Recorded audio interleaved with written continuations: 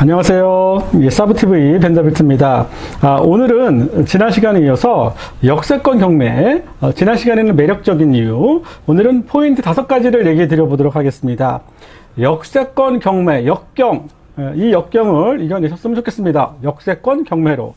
제가 지난 시간에 부동산 경매 1010 참고하시면 도움이 많이 됩니다. 제가 쓴 겁니다.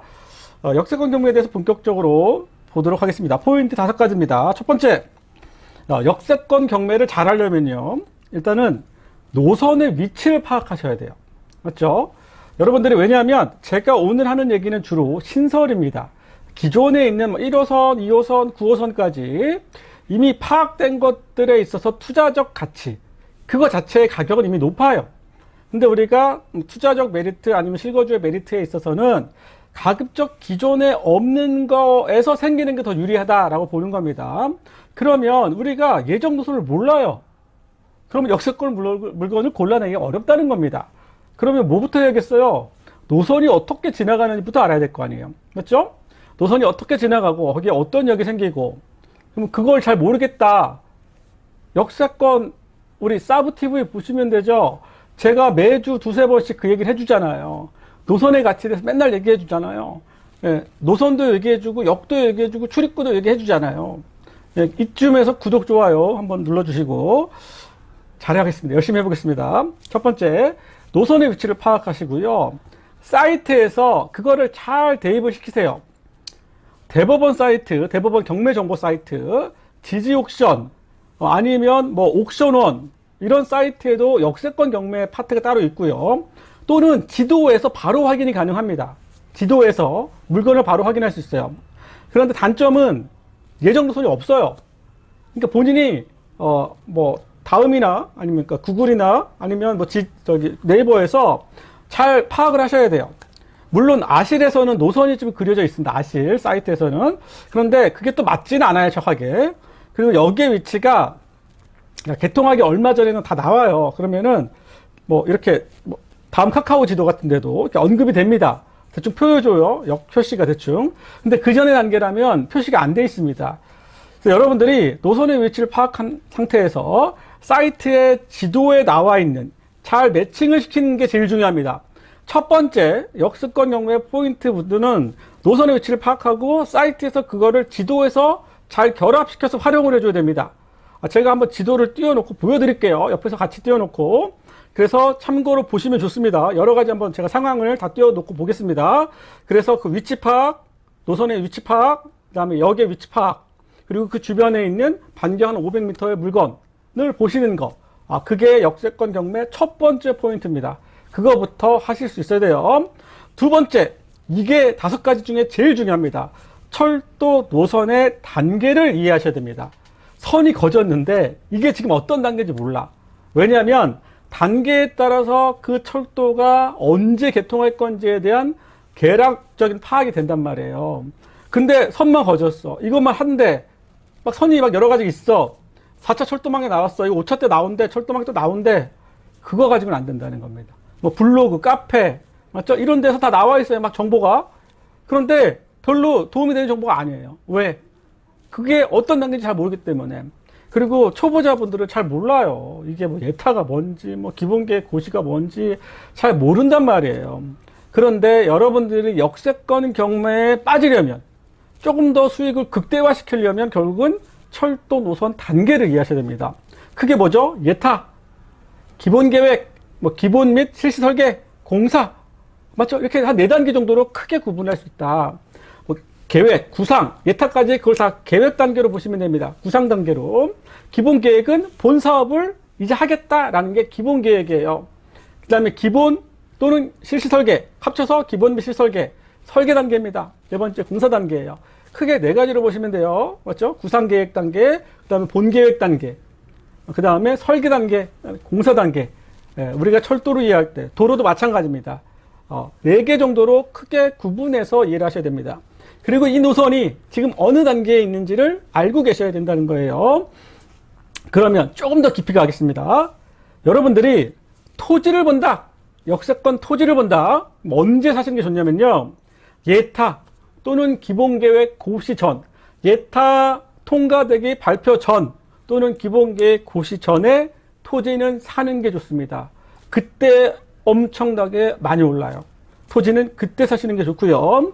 그 다음에 주거용이다, 뭐 아파트다, 아니면 뭐 근생 건물이다, 통건물이다. 그러니까 약간 부동산 좀 활용 가치가 있는 것들, 이런 것들은 언제 사셔야 되냐면 기본계획 고시 전, 고시 전입니다. 전 발표하기 전에 사라는 거예요.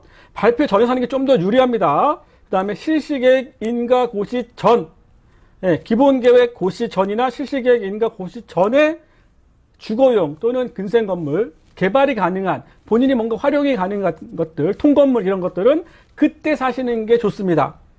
예, 왜냐하면 너무 예타나 이때 사시는 거는 생각보다 뭐 반영이 좀 덜 될 수도 있어요. 물론 시장이 올라가면 따라 올라가요. 하지만 생각보다 또 중간에 오랜 시간이 걸릴 수도 있다는 겁니다. 그래서 최소한 그때 단계가 되는 게 좋겠다라고 보여집니다.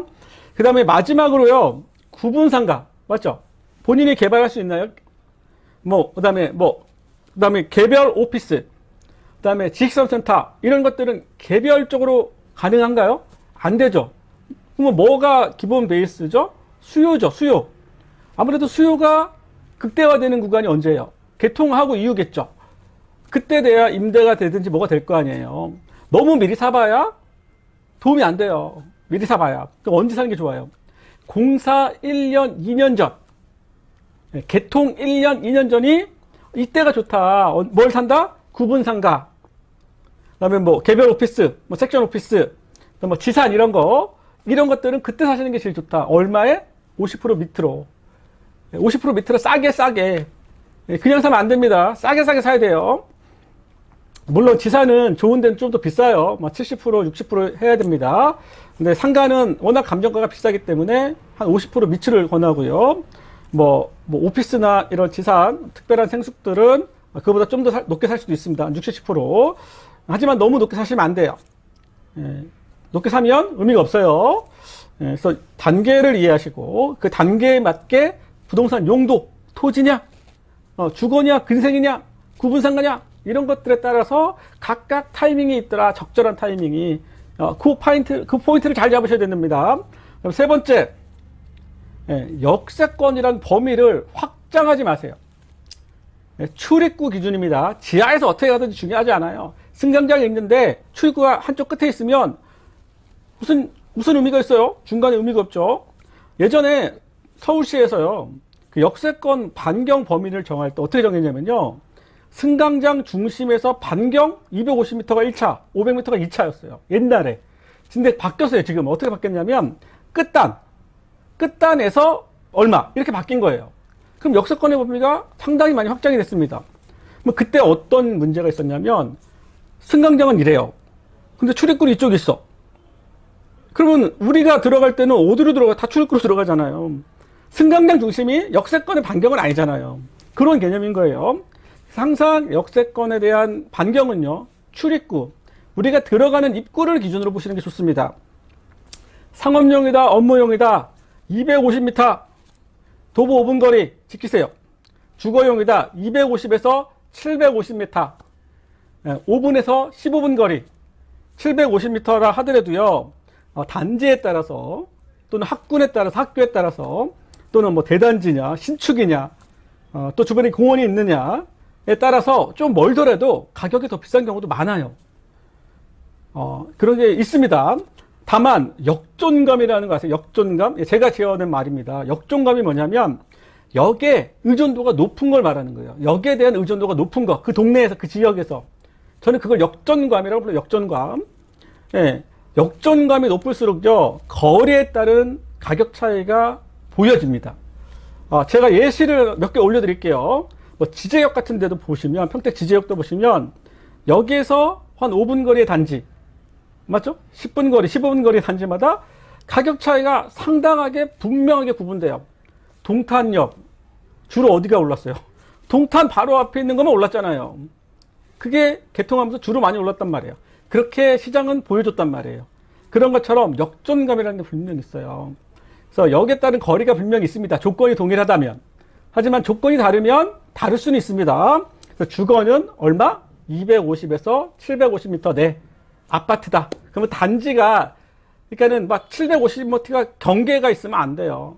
대다수의 부지가, 단지의 대다수의 부지가 750m 안에 있으란 얘기입니다. 그러려면 어디서부터 경계가 돼야 돼요?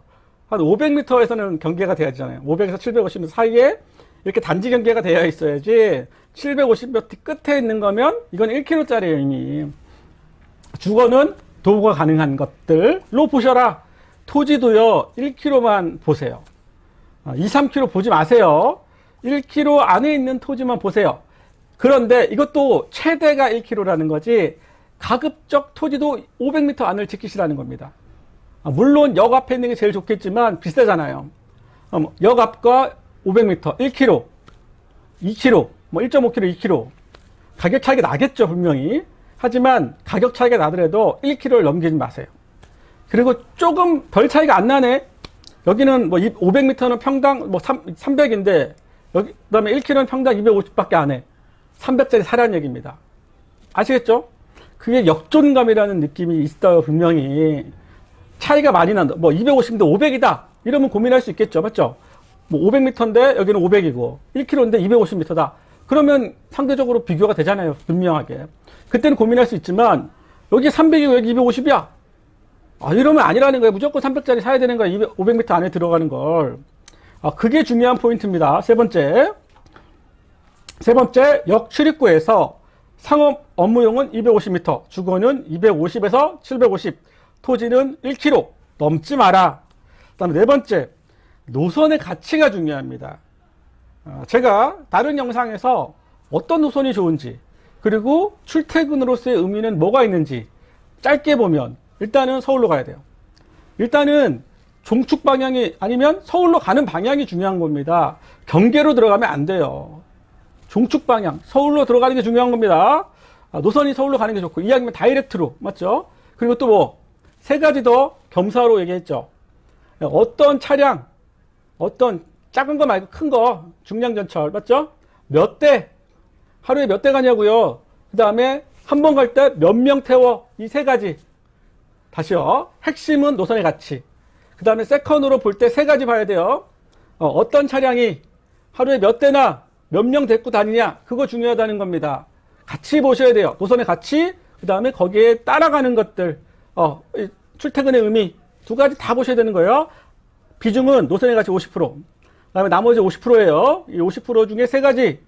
어떤 차량이, 맞죠? 하루에 몇 대, 그리고 몇 명 태우는지, 요거 둘 다 중요한 겁니다. 둘 다 보셔야 돼요.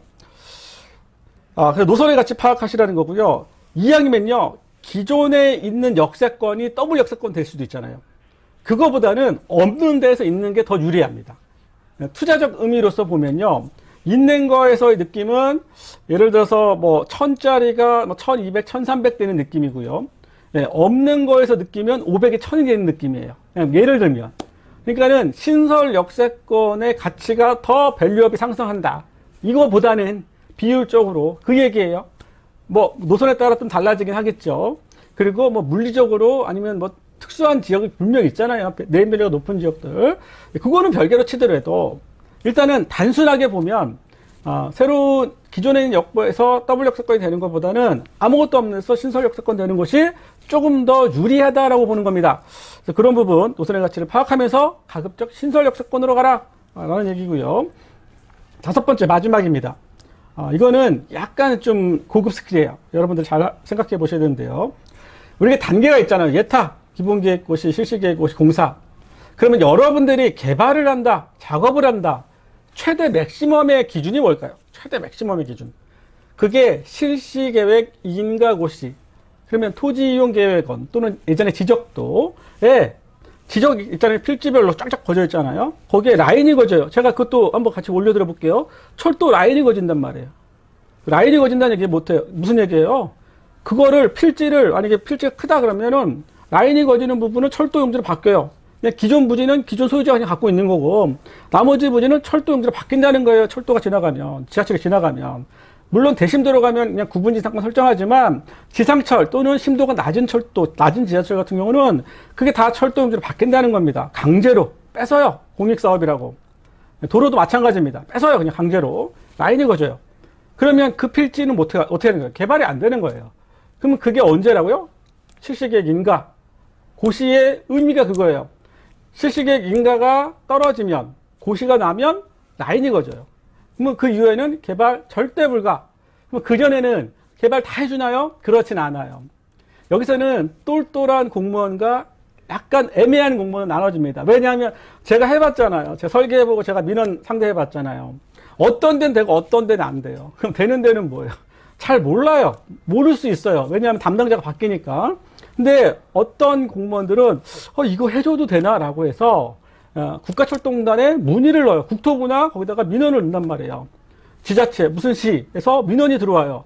지금 여기에 무슨 개발 사업을 하려고 합니다. 여기 전원주택을 지려고 합니다. 근데 저희가 나중에 그때 협의할 때 보니까 여기에 무슨 철도가 지나간다고 하는데 여기를 허가를 내줘도 되냐고 문의가 와요. 그러면은 역으로 국토부나 아니면은 공단에서 설계사에게 여기에 민원인에 대한 필지가 지금 계획 안에 들어가 있는 걸로 보이는데 이거를 어떻게 해야 되는지 답변 자료를 적어서 보내라고 합니다. 그러면 여기는 이래서 여기는 안 됩니다 라고 우리는 올려요. 제가 그걸 해봤어요. 올린단 말이에요. 그러면 그 답변을 다시 지자체에 보내줘요. 그러면 지자체에서는 담당 공무원이 이거는 이래가지고 안 됩니다, 개발하기 어렵습니다 라고 협의를 안 해준다기보다는 그거를 끌어요, 시간을. 예. 뭐 안 해줄 수 있는 뭐 그런 게 별도로 없으니까 시간을 끌거나 아니면 어렵다라고 얘기를 해줍니다. 그럼 힘들어요. 그래서 이건 무조건 안 된다, 된다라고 단정할 수는 없어요. 확실한 건 기본계획 고시 전이면 가능할 겁니다. 근데 기본계획 고시 이후에 실시계획 고시 전에는 아직 지적사항에는 언급되어 있지 않기 때문에 개발행위 허가도 가능할 수 있다 생각을 합니다. 그래서 여러분들이 이왕이면 그것도 해보는 게 좋죠. 그럼 뭘 하는 거냐? 이게 철도 라인, 도로 라인일 수도 있고요. 그 주변에 따른 개발일 수도 있어요. 그 두 가지 다 봐야 돼요. 철도 라인이나 도로 라인, 선형으로 쫙 보상이 되겠죠, 이렇게. 아니면 주변에 개발이면 엄청나게 부지가 커지겠죠. 두 가지 다 해당이 됩니다. 거기다가 건물을 지어요. 제가 많이 봤어요. 건물 짓는 거 많이 봤습니다. 여기 나중에 장래 다 편입되는 거 아는데 건물 져요. 용인 구성역, 용인 플랫폼 시티 가보세요. 건물 엄청 많이 져놨어요. 그리고 제가 아는데 서해선 할 때도 중국집 하나 졌습니다. 향남역 앞에. 보상 엄청 많이 받았어요. 건물을 져요. 토목공사하고 건물을 집니다. 왜? 그걸 못 지게 할 근거가 없기 때문에. 일단 해준단 말이에요. 해준단 말이에요. 나중에 그냥 나대지 땅과 건물이 들어가고 매매가 된 땅하고의 보상 차이는 큽니다. 보상이 안 되더라도 그 건물을 깔고 있잖아요. 역 앞에 깔고 있잖아요. 그러면 나름대로 임대료든지 가치가 올라가겠죠. 그러면 나중에 하려면 힘들잖아요. 그럼 져놓고 보는 겁니다. 져놓고 보는 거예요. 맞죠? 뭐가 되든 되니까. 좀 조심스럽지만 그런 걸 한다거나 아니면 토지를 쪼개요. 쪼개거나 또는 그런 부지에 따라서는 입주권이나 뭐 분양권이라기보다 입주권이라든지 아니면 뭔가 쪼개서 얻을 수 있는 이익이 더 클 수도 있어요. 그래서 정말 똘똘하신 몇몇 분들은 해서 다 모든 땅을 쪼개는 건 아닙니다. 쪼갤 수 있는 땅이 있고 쪼갤 수 있는 면적이 있어요. 적절하게 쪼갭니다. 적절하게 필요에 따라서는. 맞죠? 그것도 필요합니다. 그것도 개발 행위예요. 쪼개는 것도. 합치는 거 쪼개는 거 다 개발 행위입니다. 그런 걸 한다거나 예전에 LH 사태 뭐였죠? 심어요. 막 심습니다. 왜? 보상가가 극대화되는 거. 촘촘하게 심어요. 그런데 너무 눈에 대놓고 띄면 안 되죠. 만약에 LH 사태가 나지 않았더라면, 그때 부동산 시장이 좋지 않았더라면, 맞죠? 그러면 어떻게 됐을까요? 결국 시흥지구 지금 상황에서 보상 엄청나게 많이 받을 수도 있었던 건 상황이 왔을 거 아니에요. 근데 또 우리는 또 까먹습니다. 지난 3년 4년간 또 그러한 일들이 되풀이될 수 있다는 거예요. 물론 예전보다 규제가 있겠고 보상에 대한 것들이 좀 더 줄어들 수는 있겠지만 그렇다고 이미 심어놨는데 이미 작물 잘하고 있는데 나름의 그 기준하고 금액이라는 게 있단 말이에요. 그래서 뭐 작물을 심기도 하고요. 예전에 제가 보니까 야산에 뭐 장례삼 심기도 하고. 근데 그걸 그냥 하면 안 돼요. 다 심으면 다 지자체 신고해야 됩니다. 나중에 신고 안 하면은 다 인정을 못 받기도 해요. 예전에 무슨 맞죠? 조그만 상어 이런 것들도 막 하고 막 엄청 많이 했었어요. 그것도 약간 트렌드가 있습니다. 때마다. 그래서 그걸 좀 트렌드를 잘 보시고 결국 실시계획 전까지는 작업이 가능할 수 있기 때문에 여러분들이 그것 또한 고민해 보셔야 된다. 그래서 역세권 포인트 5가지. 첫 번째, 제일 먼저 기본적으로 해야 되는 건 노선의 위치 파악해라. 그래서 그걸 사이트에서 잘 활용해서 그 위치에 해당되는 물건을 잘 골라내는 게 첫 번째 역세권 경매 포인트 첫 번째. 두 번째, 철도 노선 단계를 분명히 해라. 토지와 주거와 근생과 구분상가에 따라서 그리고 철도 단계별로 언제 어떤 걸 투자하는 게 가장 낫다라는 부분 이해라. 세 번째, 출입구를 기준으로 상업구 업무는 250m, 주거 250에서 750, 토지 1km 안에 출입구 기준으로 너무 멀리 가지 말라라는 얘기. 네 번째, 노선의 가치 파악해라. 노선의 가치가 중요하다. 가급적 더블보다는 신설이 좋다. 다섯 번째, 실시계획 인가 전까지는 작업이 가능할 수도 있다. 그냥 놓지 말고 뭔가 해라 라는 겁니다. 역세권 경매를 바라보는 시점은 요거고요. 요게 여러분들한테 부에 조금이라도 도움이 될 수 있다라고 생각합니다. 여기서 마치겠습니다. 우리 부동산 경매 텐텐 많이 봐주시고요. 사브TV 구독, 좋아요 부탁드리겠습니다. 감사합니다.